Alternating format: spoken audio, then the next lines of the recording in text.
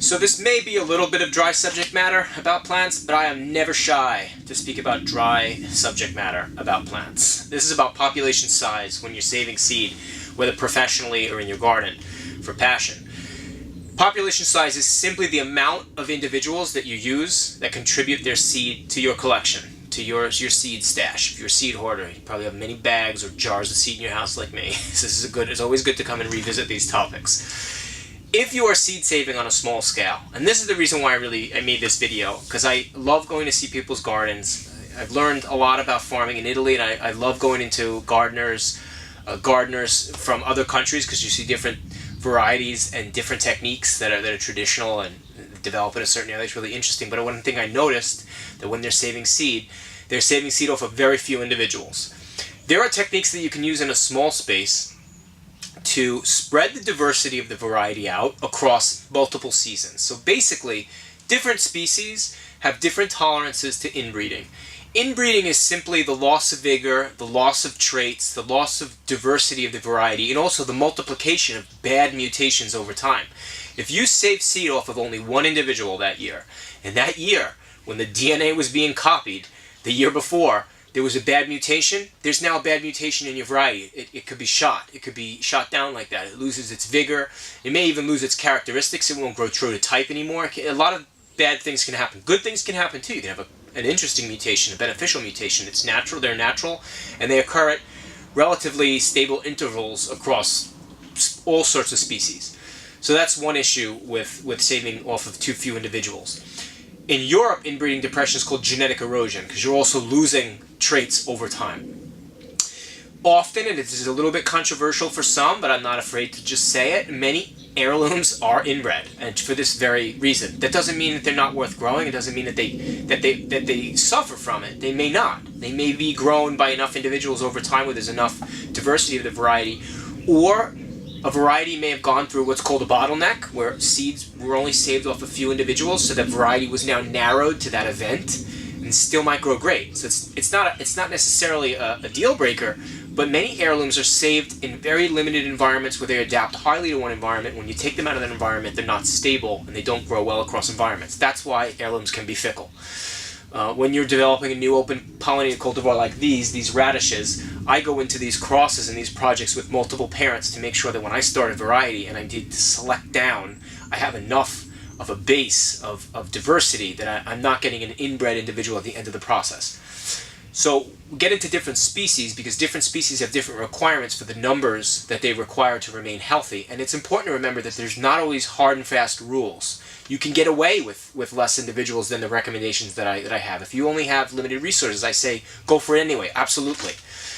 But these are the numbers generally used in the seed trade and by gene banks. You have the cucurbits, which are melons, cucumbers, and squashes, and that includes, of course, zucchini, which is the same species as the pumpkin, which is C. pepo. These are halfway between self-pollinators and outcrossing individuals. So they resist inbreeding depression fairly well. You can go down sometimes to 4 to 5 individuals and still maintain diversity because they are resistant. However, the recommendations on them range between 8 and 24 individuals. If you have something very diverse and you want to keep a lot of its diversity, it's always great to change seed each year. Keep a reserve. Take some seed out each year and grow out different supplies of seed each year. That's one way you can spread out your diversity. You can also isolate those particular species, like squashes are easy to manually pollinate if you want to keep them pure. That's really another discussion for another day. Then you have your selfers. Also, watermelons are also included in that last group. You have your selfers, which are beans. You have your primary selfers, like tomatoes, but tomatoes will outcross under different environments. Different environmental stresses can make them cross more. Certain insect species in your area can make them cross more. You have your mostly self-pollinating plants like peppers and eggplants, but they will have higher degrees of outcrossing under certain conditions. So those selfers you generally want to keep between 10 and 15. You can get away with less, certainly. Most varieties have gone through selection of less than that. But that is generally, those are generally the recognized numbers for them. Especially peppers are pretty resistant to inbreeding depression, so you can get away with a lot with peppers. When you get to species like corn or maize, depending on what part of the world you're in, a different name for corn, corn needs generally what they say is 100 individuals. Corn is one that's particularly susceptible to being inbred. Corn, when it's inbred, will sometimes manifest itself with different maturity times, different heights, loss of yield, loss of vigor. Also, plants will just not produce an ear when they're stressed. That's very common in OP cultivars, which I've noticed. You also have carrots, which will lose their fertility if they become too inbred, so they really need to have their numbers up. Carrots are important to keep up. Different species like herbs are often resistant, like basil.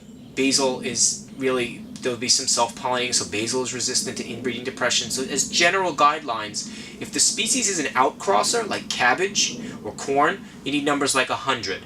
If it's a selfer, generally around 15, but if it's a very old cultivar and it's diverse, you want to keep that diversity, more. One way you can spread your diversity across the years is to acquire a variety, keep some seed in reserve, grow out a few individuals 1 year, save that seed, go back to the original seed source, grow them out the second year. You can keep, if you store those seeds well, they'll last, and you can rotate your diversity across the years if you want. Lettuce is resistant. You can go down to several individuals with lettuce, just not to forget any common species. If I forget any, you can put it in the comments section and I will answer it. But those are the general guidelines. So I say go for it even if you don't have the space. If you have a farm and you can devote the space, it's easier. But in a garden, I always say go for it.